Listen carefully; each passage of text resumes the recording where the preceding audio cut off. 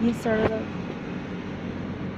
Press F2 fire, and press F2 USB fire. You can choose. We choose 2 this, and press copy to CNC, and press enter. Press OK.